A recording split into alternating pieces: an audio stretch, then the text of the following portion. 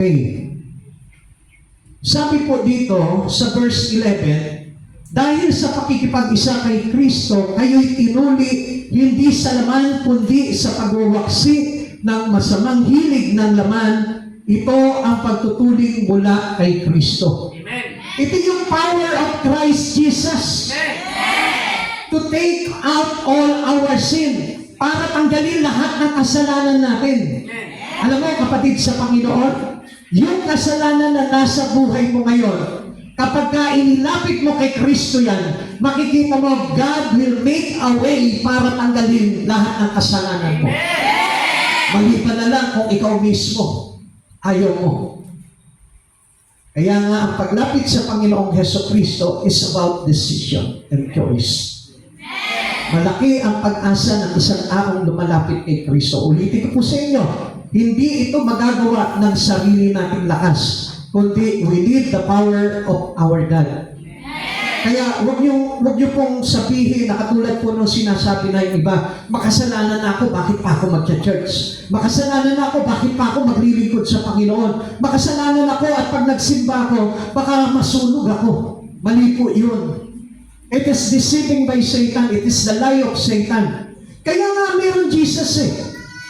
Alam niyo po ba, a seeking sinner, seeking for a seeking Savior. Amen. Alam niyo po ba, tayong mga sinner dapat naghahanap ng Savior? Dahil itong ating Savior, naghahanap ng sinner. Amen. Ano sabi ng Luke chapter 19? He came to seek and save the lost. Sino yung lost? Tayo mga makasalanan. Amen. Ngayon, maaaring guilty tayo po sa oras nito. Pero, sino po ba yung walang kasalanan sa oras nito? Maaari po bang itaas ang kamay? Meron po bang hindi makasalanan dito? Minsan nahihiya tayo, naku, ang bigat ng kasalanan ko. I tell you the truth, mas mabigat ang kasalanan ko sa inyo. Eh bakit nandiyan ka, pastor, nagpipreach ka? Because I know the power of God. Amen. Because I know our hope was laid on Christ Jesus only. Nasa Kanya na. Amen?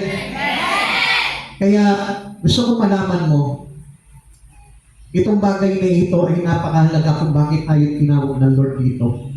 Ang bautismo ay hindi lamang po yan para ilubig tayo sa tubig at pagkatapos po nito, the same thing with our past life. Kapatid sa Panginoon, gusto kong tandaan niyo po itong bagay na sasabihin ko sa inyo.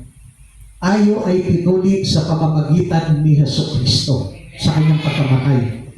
Yung buhay po natin, hindi natin maaayos yan kung hindi tayo lalapit sa Panginoon. At yun yung katotohanan kung bakit tayo lumapit sa Panginoon. Because we are buried with Him in baptism. So, ito po ay talagang choice dapat. Kung bakit ka magpapabaptize niya, dahil gusto mo. Amen. Amen.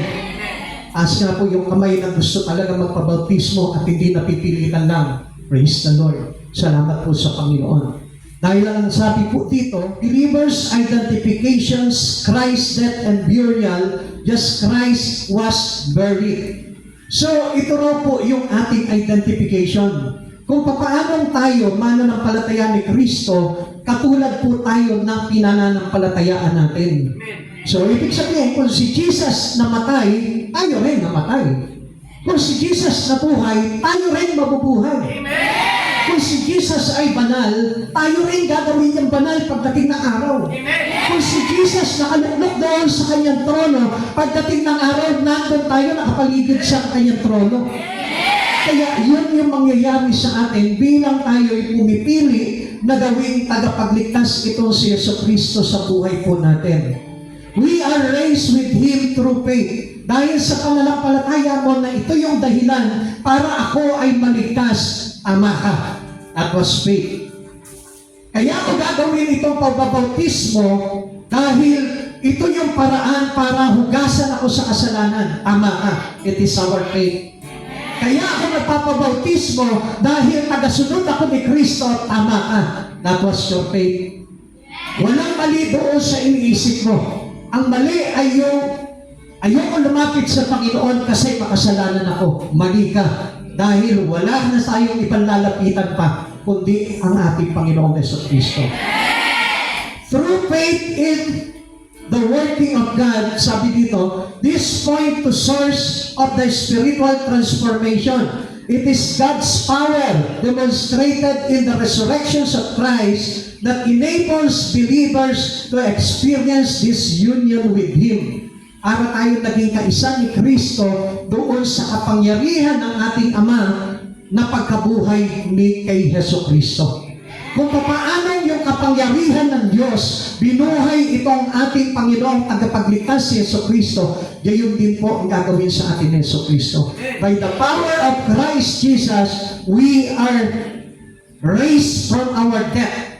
Death from our sin. Kaya wala na po tayong problema po ngayon doon.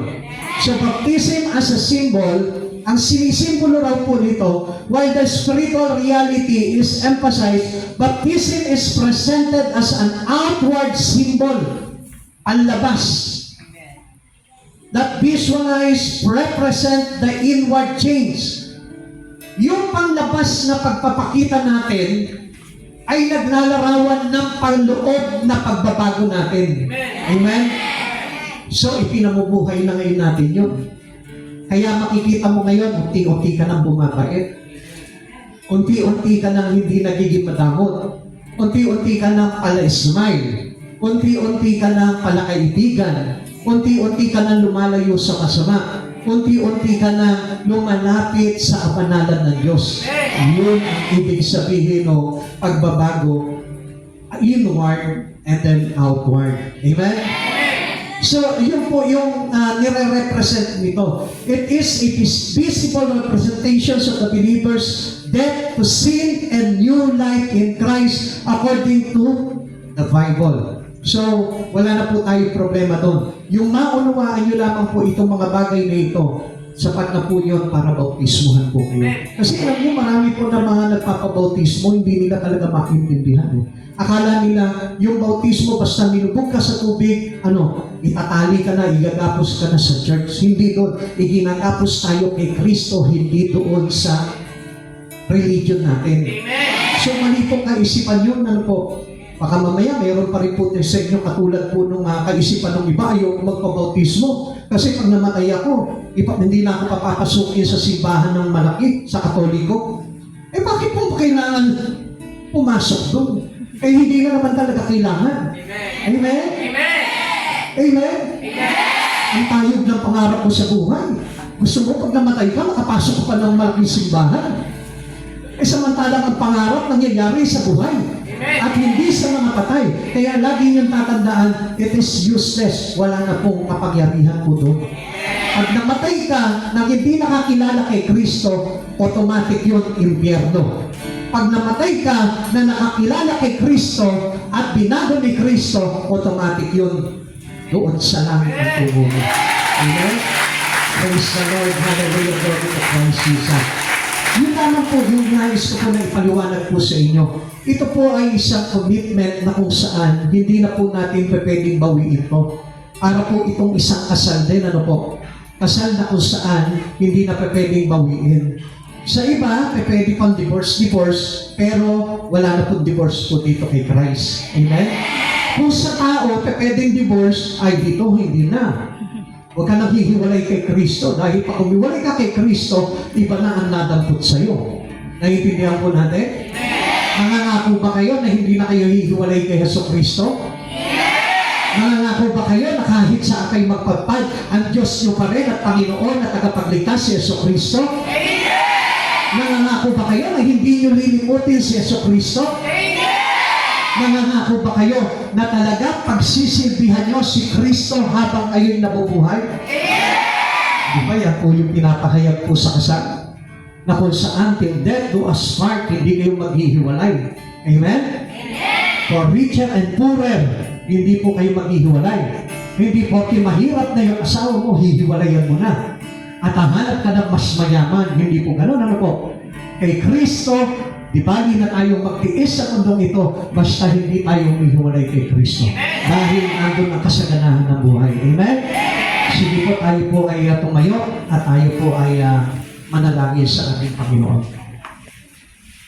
Hallelujah, glory to you, Christ Jesus, in our life as our Savior and Lord to our life, O God. Maraming salamat po sa biyaya ng alaman na iyong ibinabahagi sa amin, O God. At sa oras nito, Panginoon, loobin mo po, Panginoon, inihingi po namin ang kapahintulutan mo, Panginoon, na mabautismohan itong aming mga kapatid na narito ngayon, O Lord, sa pangalan po, Panginoong Jesus, sa kapangyarihan ng iyong ng Ama, ng Anak at ng Diyos, Espiritu Santo, ayaw mo, Panginoon, na imaitatag po namin ang gawain ito na ipinag-uutos sa amin ng aming Panginoong Jesucristo. Ibinigay sa Kanya lahat ng kapangyarihan sa langit at sa lupa, kaya ipinagubilin niya, umayo kayo, gawin ninyong alagad ko ang lahat ng bansa, bautismohan niyo sila sa ngalan ng Ama, ng Anak, ng Diyos, Espiritu Santo, at turuan sumunod sa pinag-uutos ko. At laging ninyong tandaan, ako ay isa sa inyo hanggang sa katapusan ng sanlibutan. Maraming salamat po, Panginoong Jesus. Hayaan mo, Panginoon, na mag-cover po namin ito, Lord, sa aming mga puso, O God, hanggang sa paglipas ng mga panahon na ito, O God, sa pagharap namin sa iyo, Lord, makikita mo, Panginoon, ang larawan mo sa aming mga buhay, O God. Salamat, Panginoong Jesus, sa iyo, dakilang kapurihan, O God, be the highest glory in Jesus' name. Amen. Amen. Salamat po natin ang Panginoon. Sige po, kung tayo po nakahanda